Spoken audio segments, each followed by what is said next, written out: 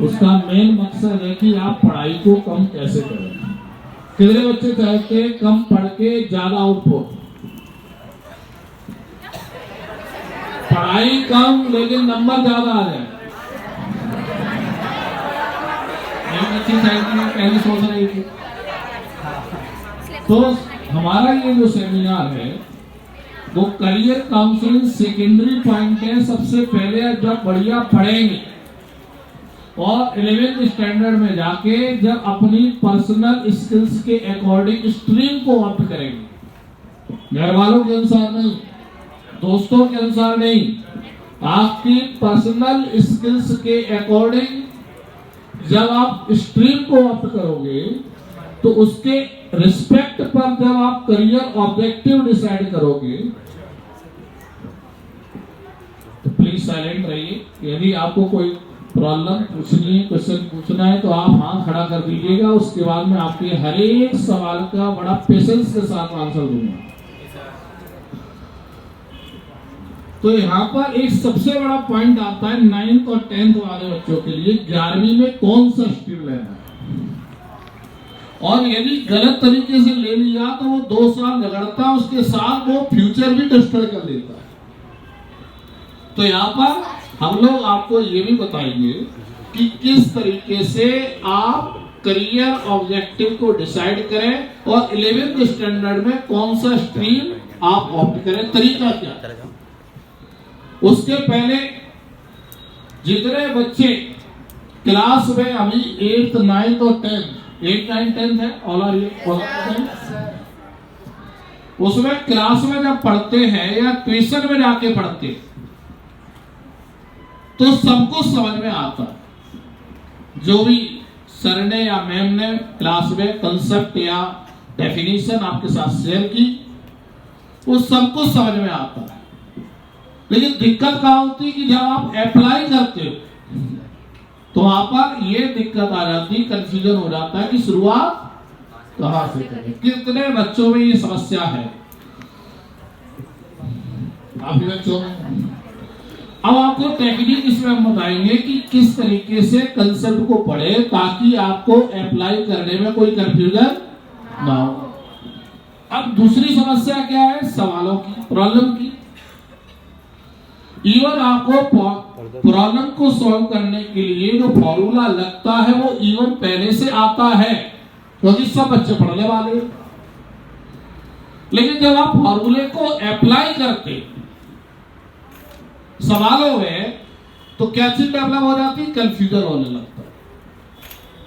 तो कंफ्यूजन की वजह से आप सवालों को बीच में छोड़ देते या आपने जबरदस्ती लगाया तो गलत आंसर आ जाता है या कुछ सवाल सही भी हो जाती है। 100% नहीं, 20 से 30% 8th 9th और 10th स्टैंडर्ड में ये दिक्कत आती है और 11th और 12th स्टैंडर्ड में 90% हो जाती है। फॉर्मूला आपको आता है लेकिन जब आप अप्लाई करते हैं तो कंफ्यूजन हो जाता है। इस कारण आप छोड़ देते हैं या जबरदस्ती लगा के आपको गलत ऑप्शन या गलत आंसर आ जाता है, जिससे कॉम्पिटिटिव एग्जामिनेशन में आपका गलत ऑप्शन आने पे -1 नंबर मिलता है और सही ऑप्शन पे +4 मिलता है।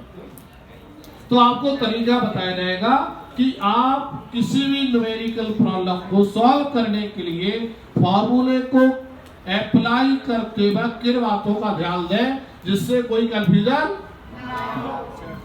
ये कितने बच्चों के लिए जरूरी है? सभी के लिए। तीसरा पॉइंट, अब आपकी पढ़ाई तैयार हो गया, आप तैयार हो गए, फिर आप क्या लेते हैं? टेस्ट, एग्जाम देते। एग्जाम देने में आप अपनी पूरी मेहनत करते लेकिन आता हुआ सवाल छूट जाता है वापस, या जो सवाल आपने लगाया है उसमें से भी कुछ सवाल आपके क्या हो जाते हैं? गलत की सही। यदि वो गलत ना हो और आता हुआ सवाल ना छूटे तो आपकी परफॉर्मेंस बढ़ेगी घटेगी? बढ़ेगी। तो आपको टेस्ट को अटेम्प्ट कैसे करना है जिससे आपका आता हुआ सवाल ना छूटे और जो सवाल आपने लगाया है वो कभी गलत ना हो। यदि आपने इसी को कंट्रोल कर लिया तो क्या आपकी परफॉर्मेंस आपके अनुसार आ जाएगी कि नहीं? अभी दिक्कत ये आती कि मेहनत हम बहुत करते हैं लेकिन नंबर हमारे अनुसार नहीं आते। तो 3 फैक्टर का हम डिस्कशन यहाँ पर इस सेमिनार में करने जा रहे हैं, जिसके माध्यम से आप स्मार्ट देहरादून में रह के अपनी स्टडी को भी क्या बना सकते हैं, स्मार्ट स्टडी। अब यहाँ पर जैसे ये बच्ची है, आपका नाम क्या है? इसका किस स्टैंडर्ड में? 9th में। 10th वाला बच्चा कौन है इसमें?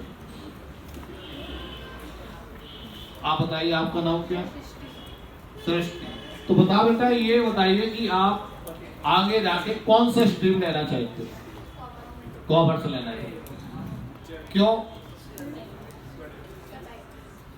बैंकिंग में जाना। क्यों जाना?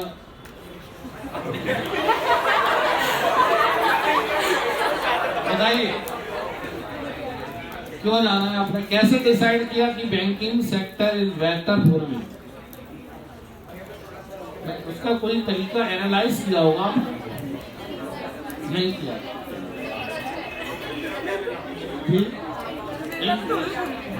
तो बढ़िया बात है, मैं इनका ही एग्जाम्पल ले लेता हूँ।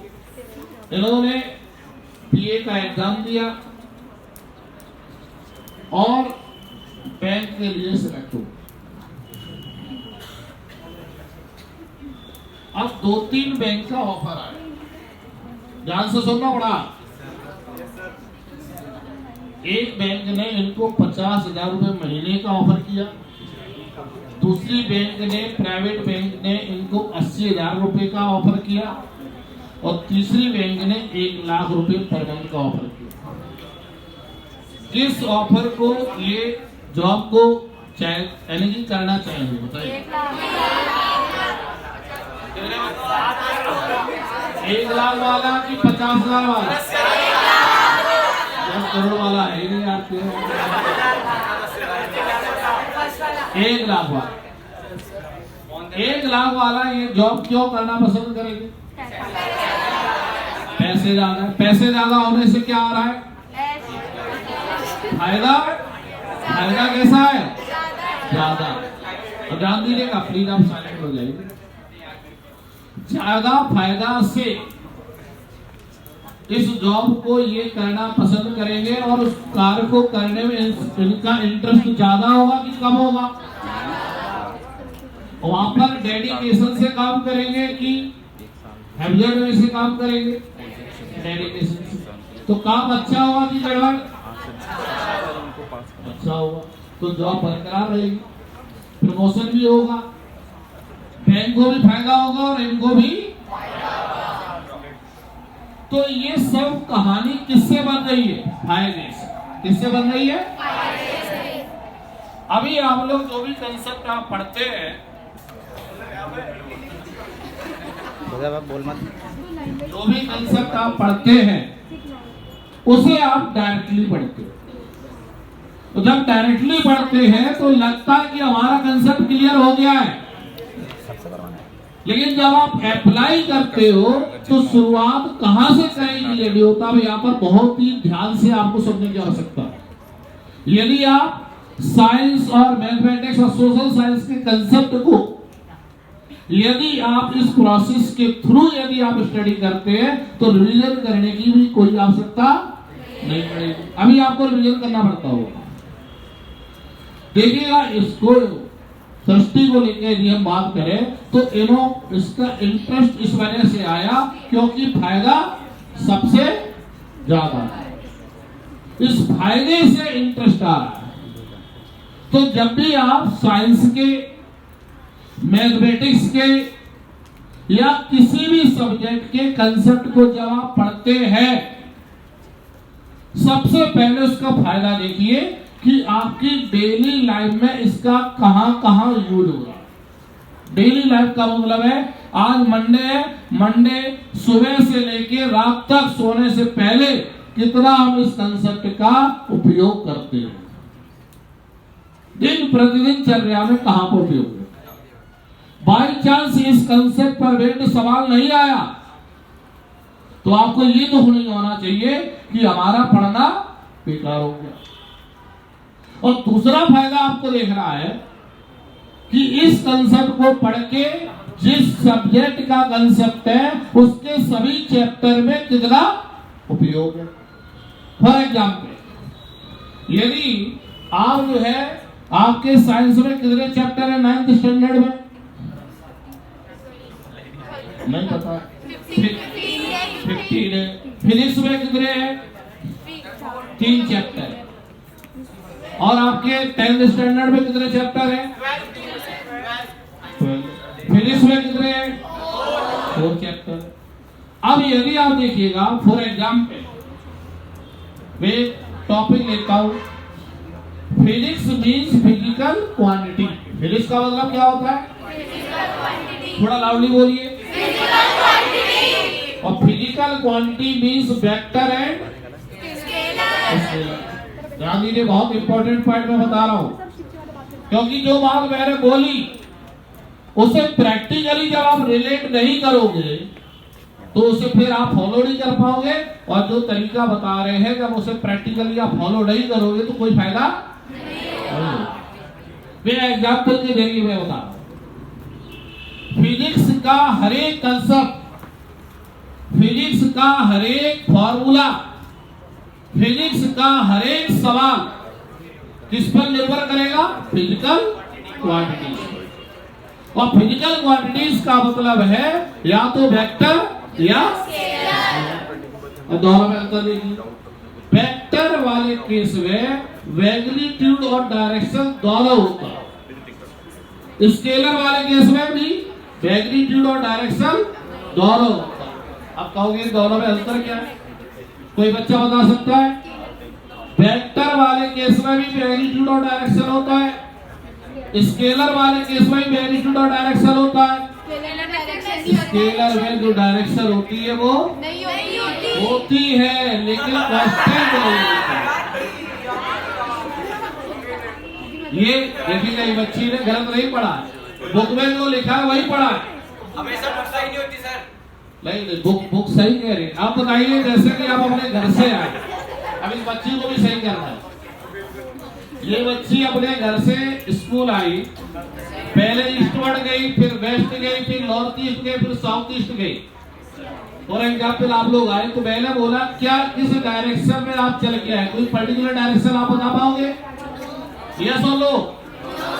नहीं बता पाएंगे। इसलिए डायरेक्शन जब वेरिएबल होगी तो उस डायरेक्शन को शेयर नहीं कर पाएंगे। तो जब डायरेक्शन पर्टिकुलर नहीं होगी तो किस क्वांटिटी को फॉलो करेंगे? स्केलर की वेक्टर।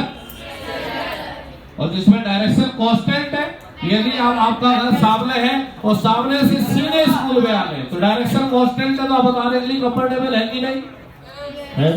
इसका मतलब वो क्या है? वेक्टर। तो जिसमें डायरेक्शन कांस्टेंट है वो क्या है? वेक्टर। और जिसमें डायरेक्शन वेरी कर रही वो क्या है?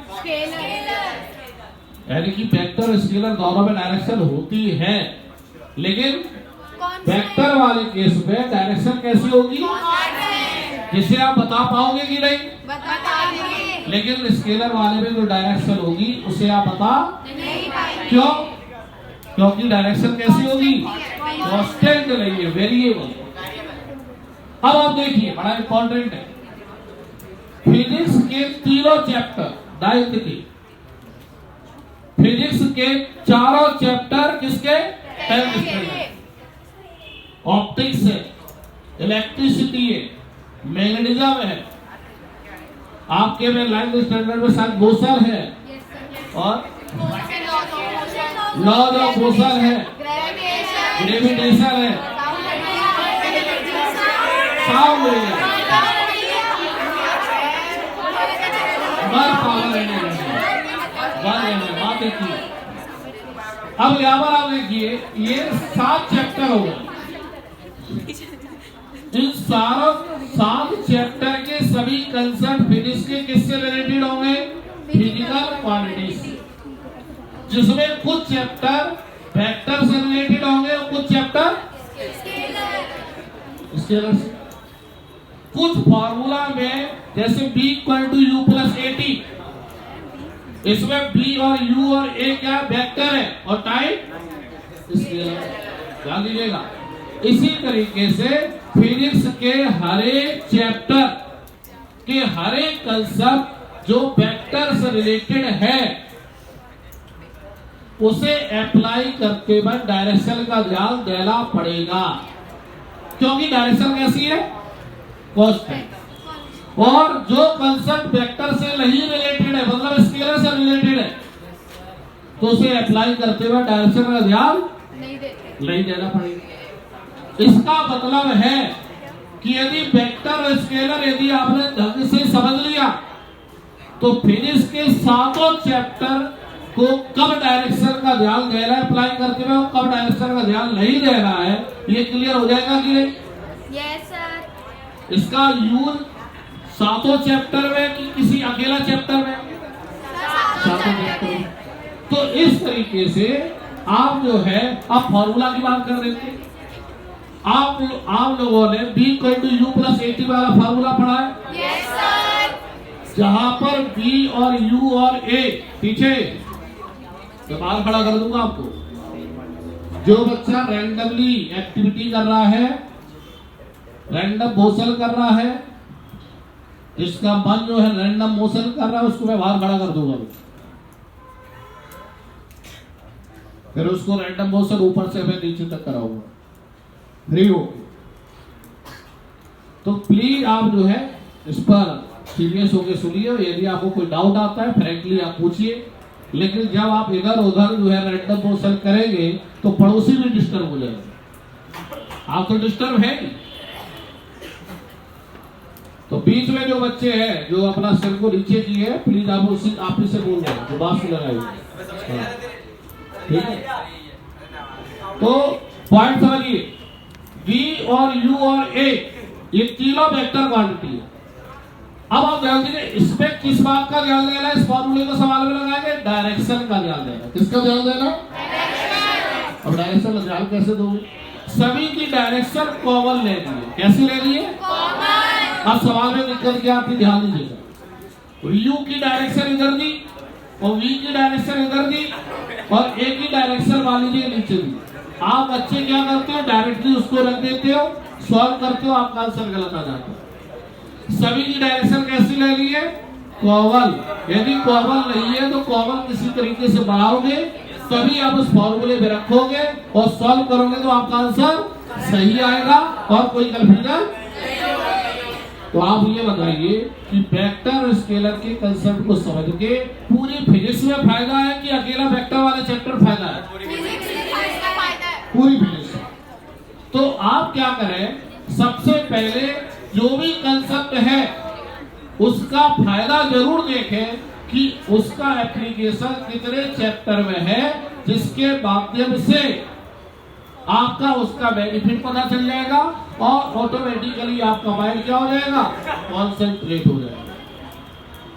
तो जब कॉन्सेंट्रेट हो जाएगा तो आप जो है आपका माइंड में इमेजिनेशन पावर क्या हो जाएगा, स्टार्ट हो जाएगा।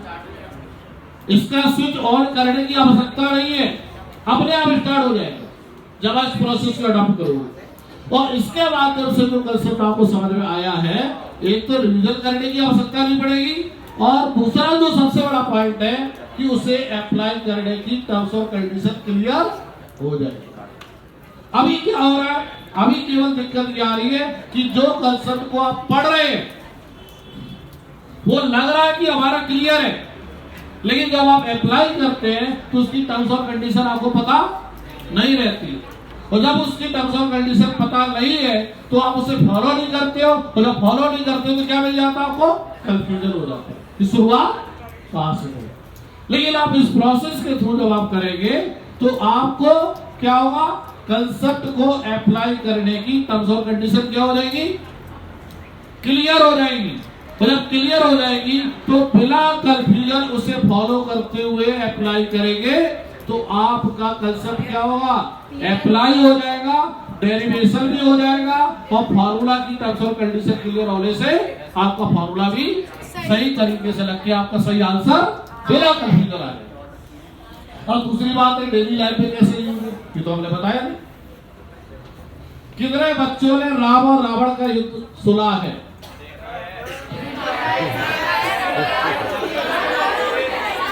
कौन जीता था, रावण की राम?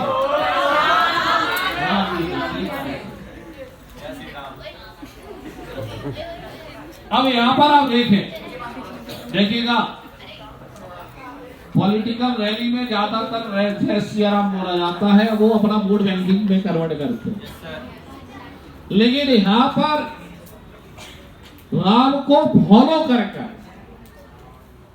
जैसे कि हमने आपको बताया, कॉन्सेप्ट की टर्म्स और कंडीशन को फॉलो करके हर एक कंसेप्ट का एप्लीकेशन इजीली आप समझ सकते हो।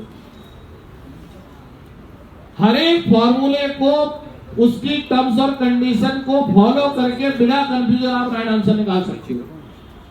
लेकिन राम को फॉलो करके हर चीज का सॉल्यूशन बिना कंफ्यूजन आ सकता है। लेकिन जय सिया राम बोल के होने वाला कुछ नहीं है, केवल दूसरे को खुश कर रहे हो, अपने आप को खुश कर रहे हो। तो फायदा किसका होगा? नेताजी का होता है। नेताजी का वोट मिल जाता है, वो 5 साल मजा लेते हैं और आप लोगों को दिक्कतें होती है। लेकिन हमें आपको दिक्कत नहीं करनी। आपका करियर कैसे बनेगा? जब आपके नंबर अच्छे आएंगे, जब आप किसी ना किसी कॉम्पिटिटिव एग्जाम को क्वालिफाई करेंगे, तो इसके लिए आपको पढ़ाई को सही दिशा में पढ़ने की आवश्यकता है। तो यहाँ पर राम को थोड़ा एनालाइज करते हैं। राम को इसने बताया कि रावण की नाभि में तीर यदि बार देंगे तो राइट गाइडेंस किसने दिया? राम को राइट गाइडेंस जो प्रोवाइड किया यज्ञ को जीतने के लिए, टारगेट को पूरा करने के लिए, वो किसने दिया था?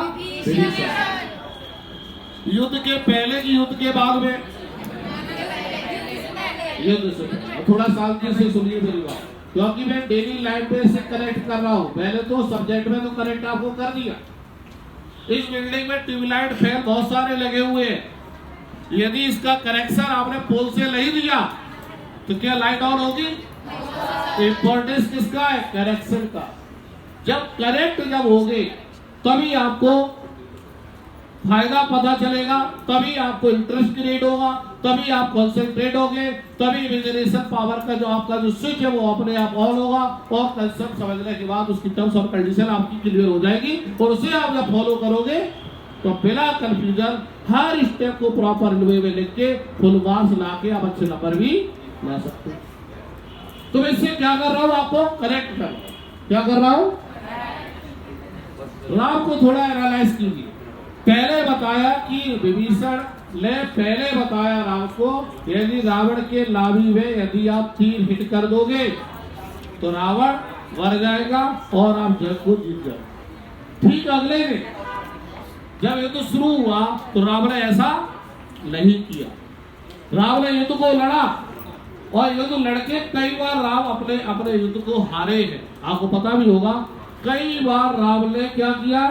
युद्ध लड़ा और कई बार वो हारे हैं। इससे क्या किया उन्होंने वर्क को किया पेशेंस के साथ। जब वर्क को आप पेशेंस के साथ करते हैं तो उसमें हार मिलती है, और जब हार मिलती है तो उसमें कभी को जब आप पहचानते हो, उसे रिमूव करते हैं, तो फिर उसे रिमूव करते हुए आपको करते करते जंग में जीत भी मिलती है। ध्यान दीजिए इस बात पर। राम में ओवर कॉन्फिडेंस नहीं आया, अरे विभीषण ने मार नहीं बता दिया, चलो भाई हम इसके नाभि मार देते, ऐसा नहीं। लेकिन जब आपको टीचर, कोई भी टीचर पढ़ाता है और आपको समझ में आ गया तो आपको लगता है ओवर कॉन्फिडेंस आ गया, मजा आ गया। आप ना तो प्रैक्टिस करते हैं, ना ही प्रैक्टिस जब नहीं करोगे तो कभी आपको पता चलेगी कि नहीं चलेगी? फिर बिना प्रैक्टिस के कभी पता चल जाएगी? नहीं। प्रैक्टिस करने से ही आपकी कमियों को विषय में पता चलेगा, और जब कभी पता चलेगी तब आप उसे रिमूव करोगे डाउट सेशन से। तो जब रिमूव करोगे तो आप क्या होंगे? परफेक्ट बनेंगे कि इम्परफेक्ट बनेंगे? तो कहने का मतलब ये है कि राम ने क्या किया? सही दिशा में तीर चलाया, लेकिन तब भी वो हारे। इससे मतलब है कि आपको जब टीचर या कोच जो भी कंसेप्ट आपको पढ़ा रहे हैं वो पूरी डेडिकेशन के साथ पढ़ रहे हैं, लेकिन आपको समझ में भी आ गया, और समझ में आने के बाद जब आप उसकी प्रैक्टिस नहीं करते, डाल देना बहुत इंपॉर्टेंट बात मैं बता रहा हूं, तो आपको अपनी कमियां पता नहीं चलती।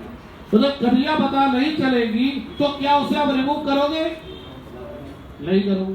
तो जब रिमूव नहीं करोगे तो आप गलती बार बार करोगे कि एक बार करोगे? नंबर कब आएंगे कि ज्यादा आएंगे बताइए आप? कब आएंगे? तो आप खुश होंगे कि बहुत दुखी होंगे बताइए? घर वाले? आपका करियर क्या सही दिशा बन पाएगा? तो राम को फॉलो करिए। कैसे करेंगे? जो भी सर ने पढ़ाया, जो भी मैम ने पढ़ाया, या तो स्कूल में या ट्यूशन में या कोचिंग में, उस कंसेप्ट को पढ़ने के बाद पेशेंस के साथ उसके रिवीजन कीजिए और उसकी प्रैक्टिस कीजिए प्रॉब्लम। और कई सारे सवाल आपसे लगेंगे और कई सारे सवाल नहीं लगेंगे। जो डाउट आएगा उसे रिमूव कीजिए। जब रिमूव करोगे तो धीरे धीरे आपकी कमी क्या होगी? कम होगी। अब देखिए राम ने क्या किया लास्ट में, बहुत लवार 10 साल बाद राम ने देखा मैं तीर को सही दिशा में चला रहा हूं, लेकिन रावण बढ़ गया। अब यहाँ पे फट जाए मुझे बड़ा भाई यार उधर उधर नहीं दिक्कत हो रही, बात हो रही। देखिएगा राम ने तीर को सही दिशा में चलाया। मान लीजिएगा राम और रावण की बीच की दूरी 1 किलोमीटर है और राम जी जो है तीर को चला रहे हो 700 मीटर पे जाके गिर रहा है, तो क्या टारगेट फुलफिल होगा कि नहीं होगा? नहीं होगा। इसके लिए दिक्कत कहां पे आ रही है? पावर की। स्पीड कम है कि ज्यादा है? इसका वाला स्पीड बढ़ानी पड़ेगी कि कम करनी पड़ेगी? राम ने एनालाइज किया कि मैं तो सही दिशा में तीर भी चला रहा हूं, लेकिन मैं तब भी हार रहा हूं। कभी किसमें? पावर में। किसमें? सभी लोग इस बात को मानते हैं पावर में कमी आ रही है। यहाँ पर कितने बच्चे ये मानते हैं कि पावर में कमी आ रही है? जो बच्चे मानते हैं वो सीरियस होकर सुन रहे, जो नहीं मानते वो सीरियस होकर नहीं सुन रहे।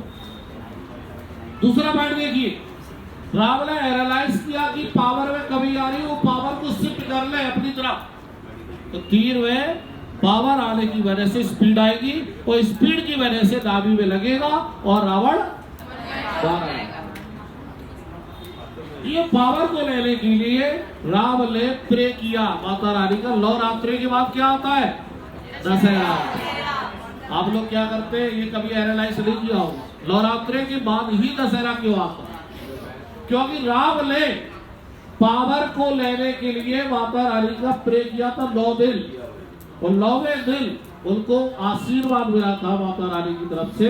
और वो पावर जब रावण से राम की तरफ शिफ्ट हुआ था और राम पहले से ही सही दिशा में एक्शन ले रहे थे, और पावर की वजह से राम ने रावण को यदि आप सही दिशा में पढ़ भी रहे लेकिन पावर नहीं है तो आप अच्छे नंबर नहीं ला सकते। तो आपको गाइडेंस कैसा चाहिए? नंबर फर्स्ट राइट गाइडेंस, और राइट गाइडेंस के लिए सही दिशा राइट डायरेक्शन होनी चाहिए कि टेढ़ी मेढ़ी डायरेक्शन होनी चाहिए। राम ने सदिश राशि वेक्टर को फॉलो किया कि स्केलर को? वेक्टर को। तो यदि आप वेक्टर को फॉलो करोगे तो आप अपना टारगेट अचीव कर लेंगे कि नहीं? वेक्टर फॉलो करने का मतलब क्या है कि जो भी टीचर ने आपको कंसेप्ट पढ़ाया है, जो भी टीचर ने आपको कंसेप्ट पढ़ाया है उसे पेशेंस के साथ आपको स्टडी करना है और उसकी फिर क्या करनी है? प्रैक्टिस। प्रैक्टिस करने से जो कमी आ रही है उस कमी को आप क्या करेंगे? रिमूव करेंगे।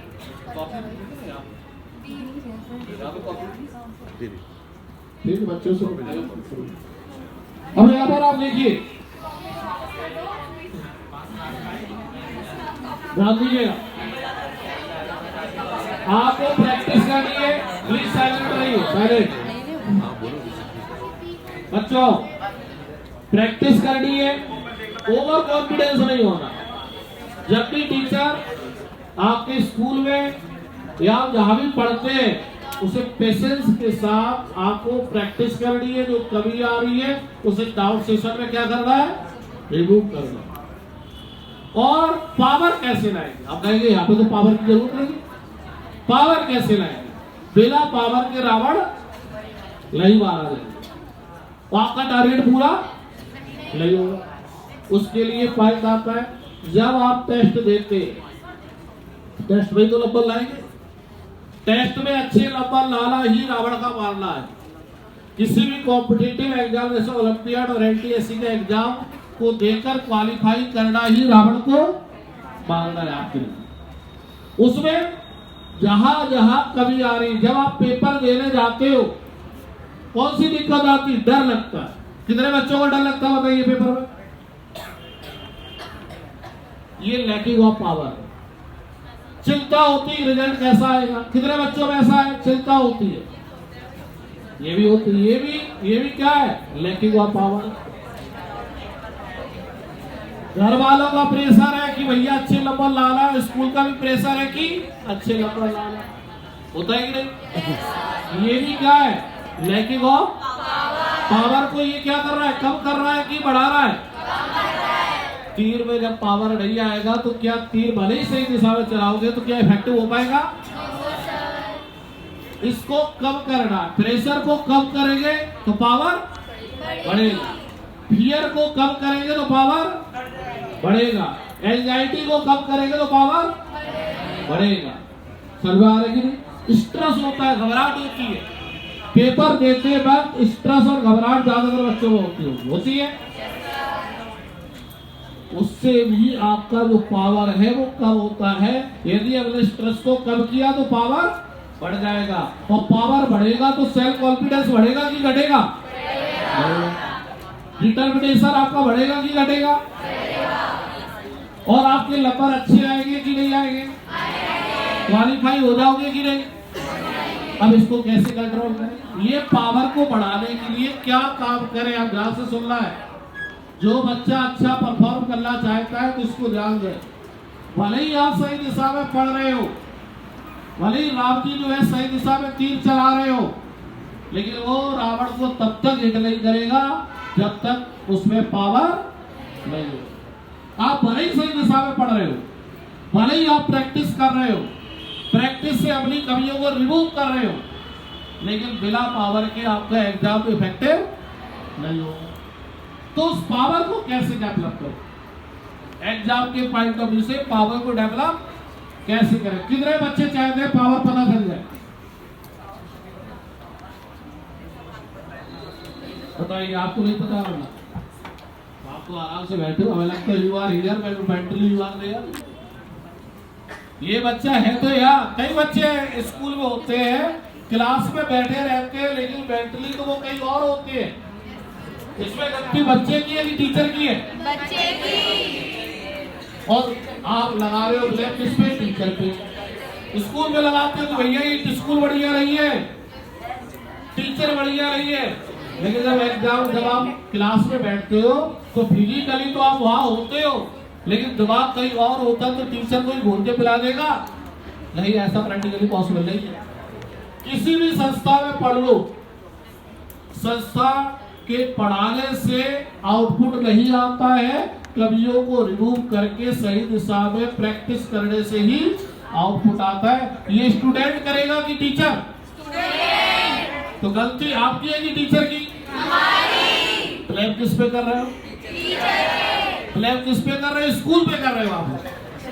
स्कूल सही नहीं है। इसलिए आप पर विशेष रूप से हमारा निवेदन है कि कृपया करके आप आराम से, जैसे कि आराम से बैठे हो और आप चाहते हो नंबर अच्छे आना, लेकिन काम नहीं करना चाहिए। मेरा मन कहता है कि हम ITL बन जाए, मेरा मन कहता है कि हम ये अच्छे डॉक्टर बन जाए, एक मन ये भी कहता है कि डॉक्टर बनने की जो परिश्रम है पूरा किया जाए। ये सभी का मन ऐसा करता है। सभी बच्चे का मन ये कहता है कि हम मुकेश अंबानी बन जाएं, लेकिन मुकेश अंबानी की तरह जो परिश्रम है उसे नहीं करना चाहता। इसलिए बड़ी बात है, तो परिश्रम करना मतलब पावर पर फोकस कैसे करें ध्यान दें। अबे पावर वाली बात बता रहा हूँ। राइट गाइडेंस क्लियर हो गया, कंसेप्ट को कैसे पढ़े क्लियर हो गया, कहाँ पढ़ेंगे एक बार रिवाइज कर लेते, रिकेप कर लेते। कंसेप्ट को पढ़ने से पहले क्या देखेंगे, फायदा। क्या देखेंगे, कहाँ पर, डेली लाइफ पे और सब्जेक्ट में।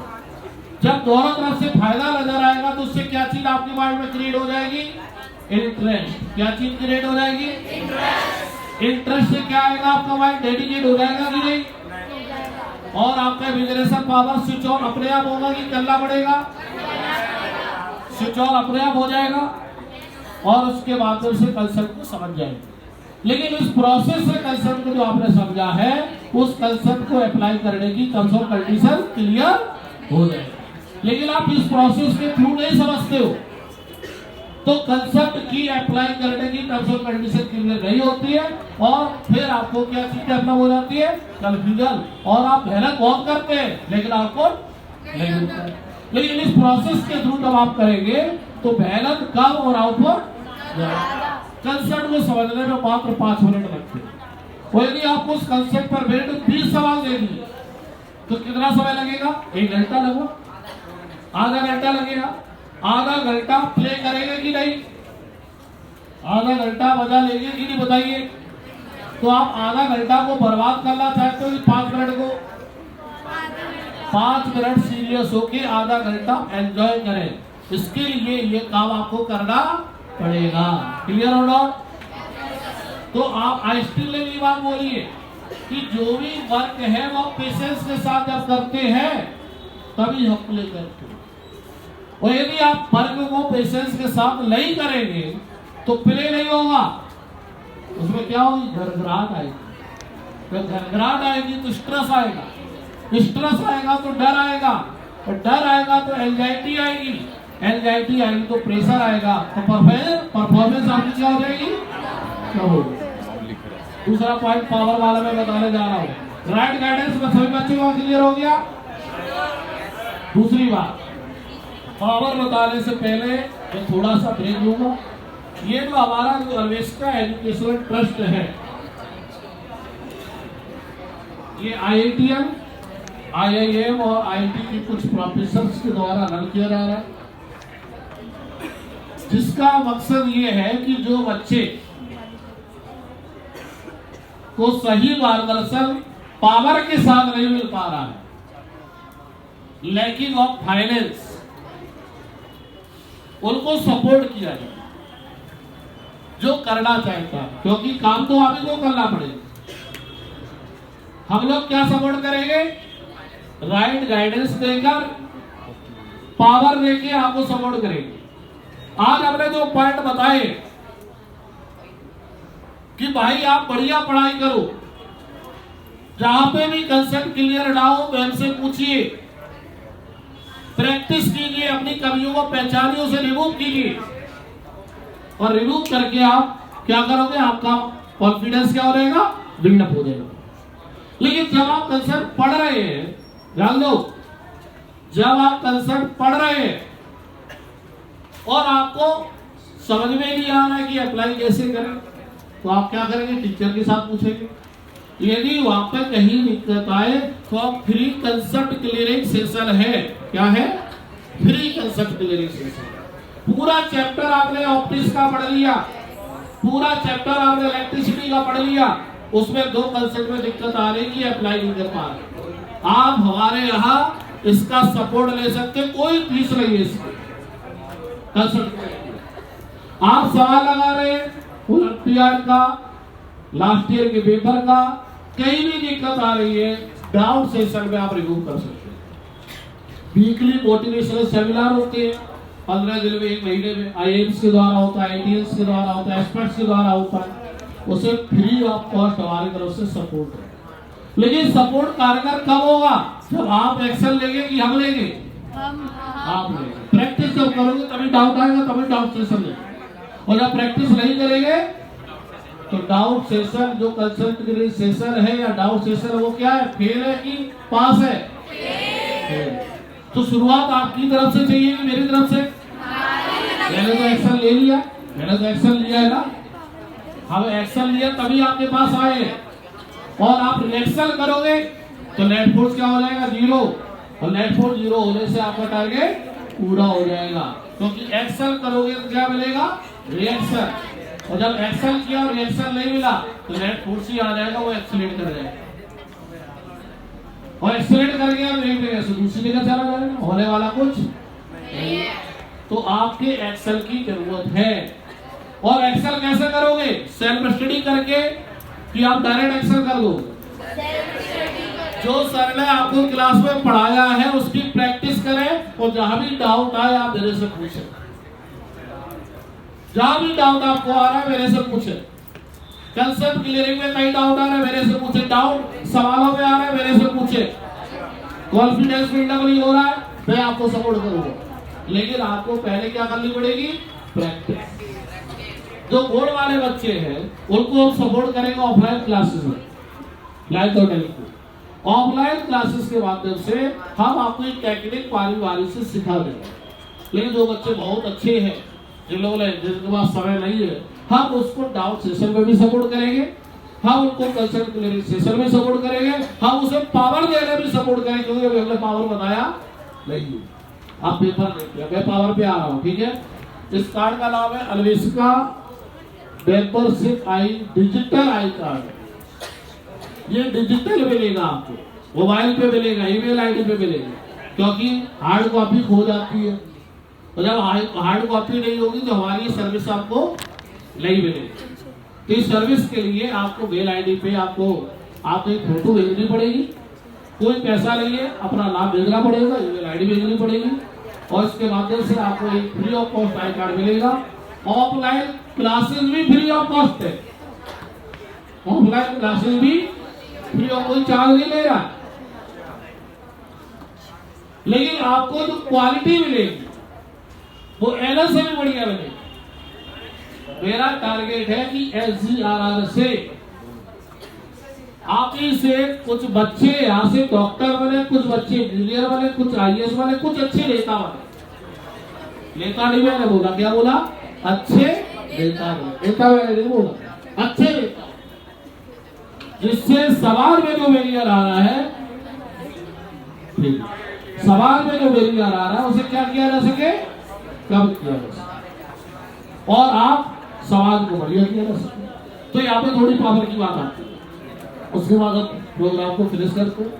पावर में समझिए, पेपर दिया आपने, गलती का हो रही, आप लोगों को सवाल छूट रहा है, एनालाइज कीजिए, टेस्ट को एनालाइज कीजिए, पावर डेवलप कर लेंगे। पावर डेवलप करने के लिए क्या करेंगे, टेस्ट को एनालाइज, क्या करेंगे, टेस्ट को एनालाइज। कितने सवाल लगाए और कितने छूट गए, छूटने वाले में कितने आते थे वो देखोगे। यदि आपने 10 सवाल लगाए और 5 सवाल छूट गए तो 5 में देखो कि हमें आते कितने थे। 3 सवाल आपको आते थे, डाल दो, और 3 सवाल यदि आप लगा देते तो नंबर बढ़ जाते कि घट जाते, उसको कंट्रोल करना। इसका मतलब सवाल छूटे क्यों, प्रैक्टिस की क्या है, जिससे आप धीरे धीरे लगा रहे। तो आपको क्या करना पड़ेगा, प्रैक्टिस करनी पड़ेगी, जिससे आप ज्यादा जल्दी से जल्दी सवाल लगाना जब सीख जाएंगे तो आता हुआ सवाल आपका छूटेगा नहीं। पावर बढ़ेगा कि घटेगा, अब जो सवाल आपने लगाए हैं उसमें से भी कुछ सवाल गलत हो जाते हैं। बहुत सारे बच्चों के साथ ऐसा होता है। बोर्ड एग्जाम पे आप प्लीज इस बात को जरूर करें, लाइन वालों का तो काम चल जाएगा, लेकिन बोर्ड वाले बच्चे स्पेशली इस बात को कंट्रोल कर लेंगे, उनका बोर्ड एग्जाम में 99+ मार्क्स आ जाएंगे, 99+ मार्क्स। तो इसके लिए जो सवाल गलत हुआ है, किस वजह से हुआ है, 3 फैक्टर होते हैं, केवल 3 फैक्टर। चाहे 10वीं क्लास का एग्जाम हो, चाहे 12वीं क्लास का एग्जाम हो, चाहे लीड का एग्जाम हो, चाहे जेईई का एग्जाम हो, चाहे एनडी का एग्जाम हो, केवल 3 फैक्टर होते हैं जिसकी वजह से अटेम्प्ट सवाल क्या हो जाता है, गलत हो जाता है। पहला पॉइंट क्या है, कैलकुलेशन मिस्टेक। कैलकुलेशन मिस्टेक से बहुत सारे बच्चों का सवाल गलत हो जाता है। आप उसको धीरे धीरे क्या करनी है, कम करना है। उसके लिए भी क्या करनी पड़ेगी? प्रैक्टिस। यहाँ पे भी आप कैलकुलेशन करें, 20 से 30 सवाल में अपनी प्रैक्टिस के माध्यम से जहां कैलकुलेशन करें वहां क्या हो जाए, स्लो हो जाएगी फास्ट? कैलकुलेशन करके ना फास्ट हो जाए, स्लो हो जाए। 20 से 30 सवाल में यदि आप स्लो प्रोसेस से यदि कैलकुलेशन करोगे तो धीरे धीरे 20 से 30 सवाल में आपकी कैलकुलेशन मिस्टेक से जो सवाल गलत हो सकता है वो क्या हो जाएगा? और दूसरी कैटेगरी क्या होती है? फॉर्मूला सही लगाया लेकिन आंसर कभी, इसका मतलब है कि आपको उस फॉर्मूला की टर्म्स और कंडीशन क्लियर नहीं। आप उस कंसेप्ट को दोबारा पढ़े टीचर के माध्यम से या मेरे माध्यम से, आप उस कंसेप्ट को क्या करेंगे? दोबारा पढ़ेंगे, उस पर बेस्ड सवाल 20 से 30 दोबारा लगाएंगे और दोबारा लगाने के बाद जब आप जाएंगे कभी भी उस अगले टेस्ट में यदि उस सवाल पर उस कंसेप्ट पे सवाल आ गया तो गलत होगा कि नहीं होगा? नहीं होगा। धीरे धीरे आपकी कमी क्या होगी? कम हो जाएगी। और 20 से 30 मॉक टेस्ट के माध्यम के से आप इस पावर को क्या कर सकते हैं? बढ़ा सकते हैं और अपने तीर को सही दिशा में चलाने के साथ सही टारगेट पर हिट करके अपनी जंग को जीत कर सकते हैं। तो राम को फॉलो करने वाले कितने बच्चे हैं जो राम को फॉलो करके अपनी जंग को जीत लेंगे? थोड़ा हाथ राम ऊपर कीजिए।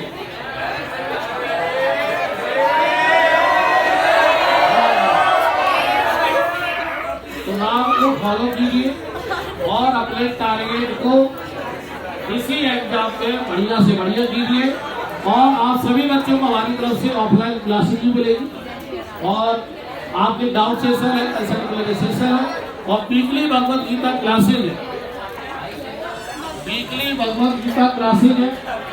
आप भगवत गीता क्लासेज में प्लीज सारे एडवांस 1 मिनट लगे।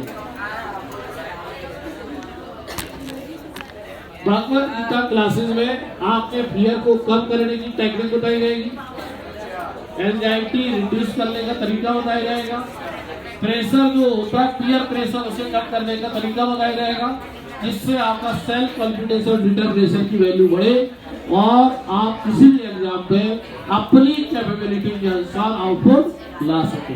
क्योंकि कैपेबिलिटी हर एक बच्चे की अलग अलग है। इस तरीके से weekly Bhagavad Gita classes online mode में भी आप ज्वाइन कर सकते हो और ऑफलाइन मोड पर। इसी तरीके से जो क्लासेज है वो भी ऑनलाइन मोड पर भी हो सकती है और ऑफलाइन। चॉइस है, डाउट आ रहा है आप ऑनलाइन मोड पे क्लियर कर लीजिए, हम आपका सपोर्ट करेंगे। लेकिन आप क्या चाहते हैं कि आप सभी बच्चे सही दिशा में पढ़े, कम पढ़ के अपने नंबर ज्यादा लाए।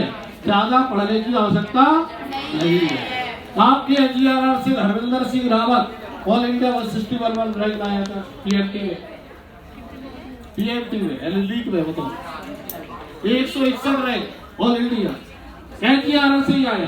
संदीप सिंह रावत एनजीआर पटेल नगर से बच्चा आया था, 143 रैंक लाया। तो कहने का मतलब है कि आप लोग जब सही दिशा में पढ़ोगे तो टॉप 100 में भी आप रैंक नेशनल लेवल पे ला सकते हो। कोचिंग के माध्यम से अच्छी रैंक नहीं लाई जा सकती है, राम को फॉलो करके ही आप अच्छी रैंक ला सकते हैं। और राम को जब फॉलो करोगे तभी कोचिंग इफेक्टिव होगी, तभी आपका स्कूल इफेक्टिव होगा, तो तभी टारगेट आपका पूरा होगा। Thank you very much.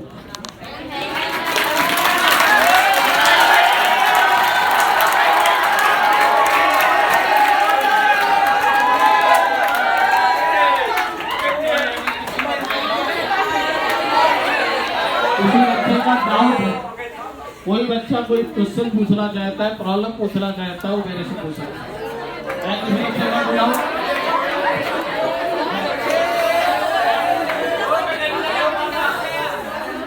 धन्यवाद। आज क्लास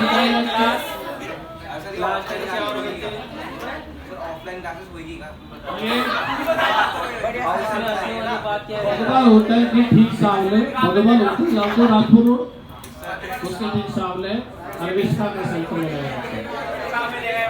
यहाँ पे 2 सेंटर है जिसमें ये आपको सर्विस प्रोवाइड होती है। एक है सैलदारा रोड पे पंजाब नेशनल बैंक के ठीक सामने, और एक है बगवाल होटल राजपुर रोड में, उस बगवाल होटल के ठीक सामने। यहाँ से ऑफलाइन आपको सर्विस दी जाती है और ऑनलाइन भी यहाँ पर स्टूडियो बने हैं, वहाँ से आप घर बैठे इसकी सर्विस ले सकते हैं। Thank you very much. और किसी बच्चे का कोई डाउट?